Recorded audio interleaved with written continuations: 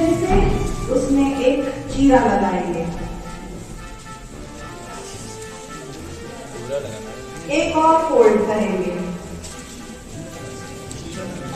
चीरा लगाएंगे। अपने आप समझिए, कुछ पूछना नहीं, कुछ बताना नहीं, जैसा समझ में आए वैसा करना। अब उसके सेंटर कॉर्नर को फाड़ देंगे थोड़ा सा, कहीं देखना नहीं, अपने कागज के साथ खेल करना है। एक और फोल्ड करेंगे और फिर उसके सेंटर से दो जगह से फाड़ना है, दो जगह से छोटा छोटा फाड़ना है।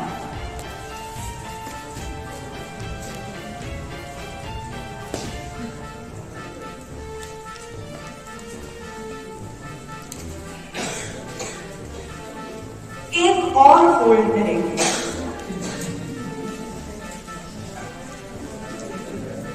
बात नहीं करेंगे, इधर उधर नहीं देखेंगे, एक और फोल्ड करेंगे।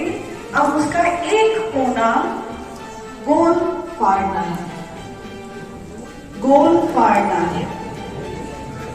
बात नहीं करेंगे, जो समझ में आए वैसा करेंगे।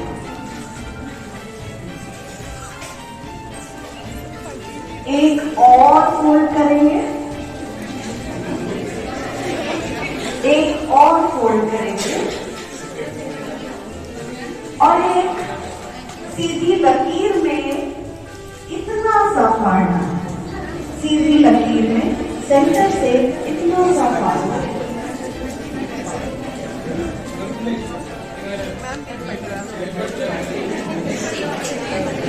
सभी लोगों ने ये किया? अब अपना अपना कागज खोलोगे,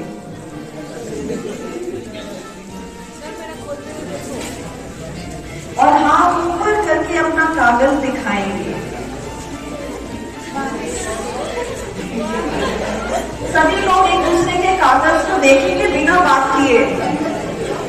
सभी लोग देखिए किसका कौन सा डिजाइन बना है, सब देखेंगे पलट के।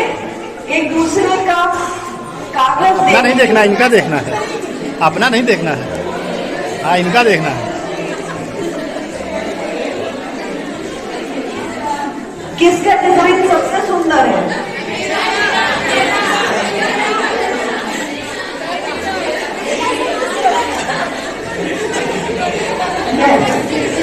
तो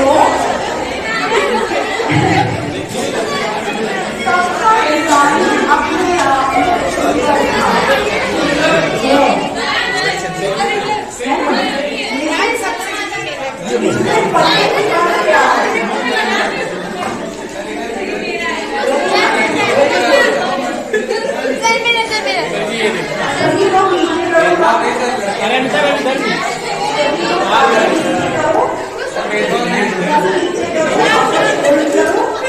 और अपने पॉकेट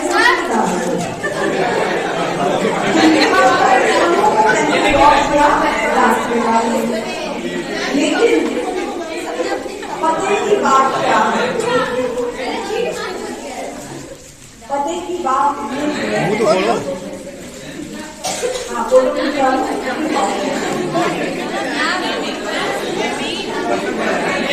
इसके साथ एक फोटोग्राफी होगी, ठीक है? कागज के साथ एक फोटोग्राफी होगी।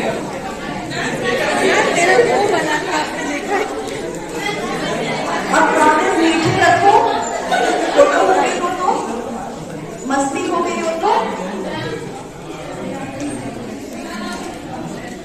MNT पास भी बहुत मजे ले रहे हैं।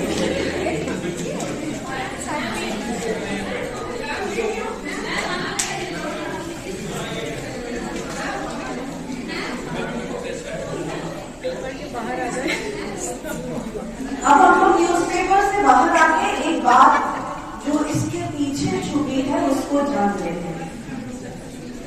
आप एक टीचर हैं, भावी टीचर हैं होने वाले, अपनी कक्षा में पढ़ाएंगे और हर बच्चा, आप तो एक ही चीज बोलेंगे, हर बच्चा इस पेपर की तरह अलग अलग समझेगा।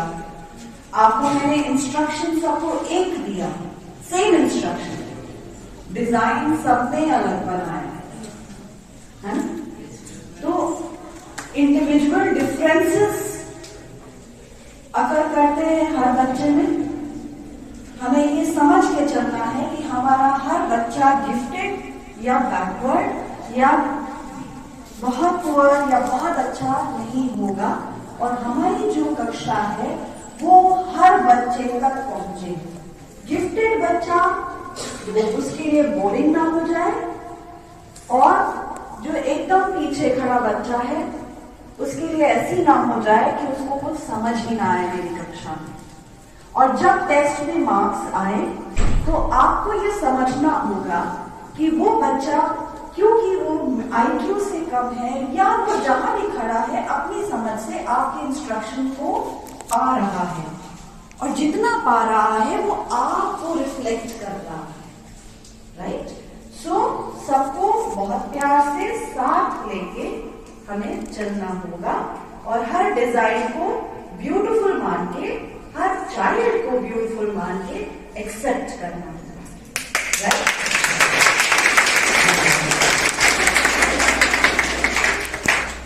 There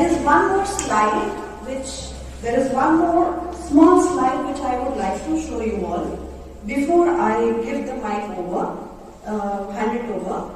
And that is a very important slide for a teacher. Very, very important slide for every teacher, right? Santosh ji वो स्लाइड जो मैंने आपको आज फॉरवर्ड किया उसको लिखिए।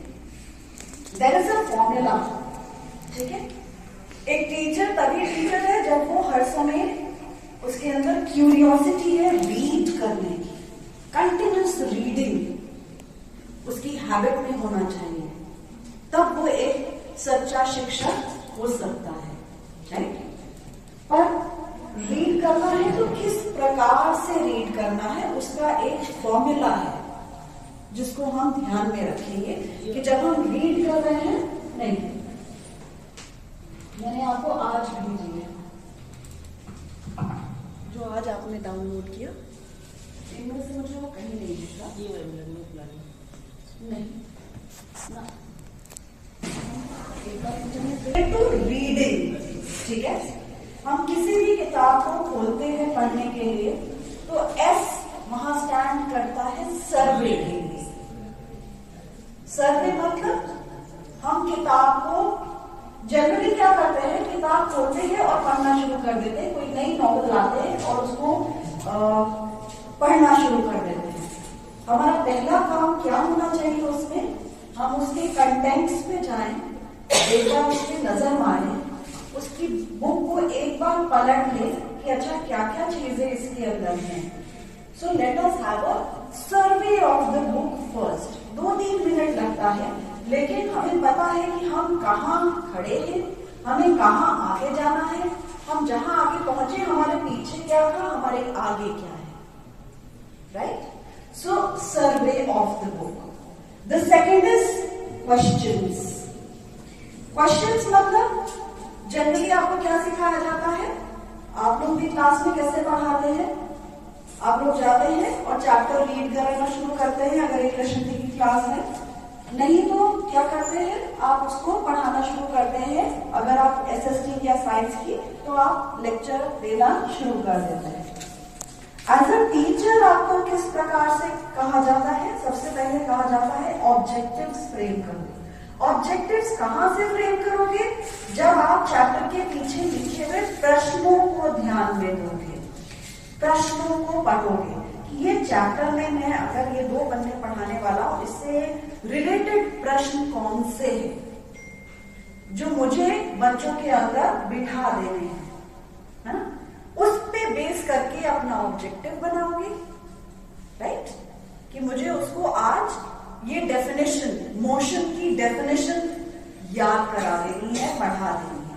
जब मेरी कक्षा हो जाए तो बच्चा डिफाइन कर सके व्हाट इज मोशन, राइट? सो पहले सर्वे कर लिया किताब का, अच्छे से चैप्टर्स देख लिए, चैप्टर में भी जो चैप्टर पढ़ाने जा रहे हो वो चैप्टर में हेडिंग्स कौन कौन सी हैं, सब हेडिंग्स कौन कौन सी हैं, इतना आपने सर्वे कर लिया।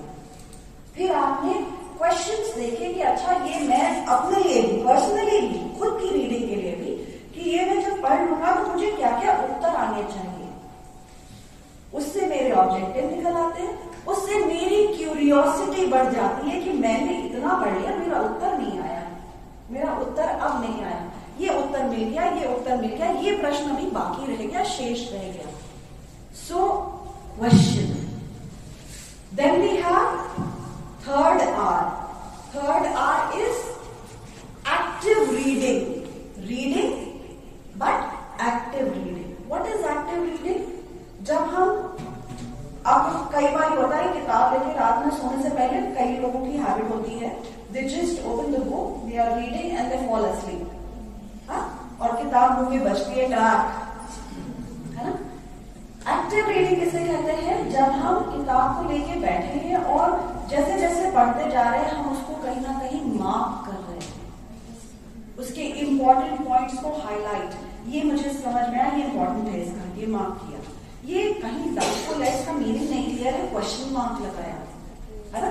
सो as you read what is doing, वैसे नींद आ जाएगी, पर जब आप एक्टिव रीडिंग करेंगे तो आप उसको सोएंगे नहीं और उसकी कई चीजें आपको याद हो जाएगी रीड करने पर, right. Next we come to second R. Second R is recite. Page पढ़ लिया, एक पढ़ लिया, दो पढ़ लिया, उसके मुख्य बिंदु कौन कौन से थे रिवाइज करेंगे, रिसाइट करेंगे मेंटली।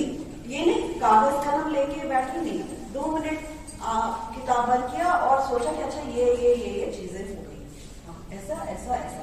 तो जहां डाउट रह जाएगा वहां पलट के तुरंत देख लोगे, जहां डाउट नहीं भी रहेगा वो एक बार आपके लिए ताजा हो जाएगा। Last is when you have finished your reading for the day, falling asleep, you just revise the main points. Recite, revise. Reading, recite, revise. So SQRRR. Survey, question, survey the book, questions that you need to answer after reading the book, read actively, recite mentally, revise what you have read. Right? Thank you so much. I think you will read like this from now onwards. Thank you.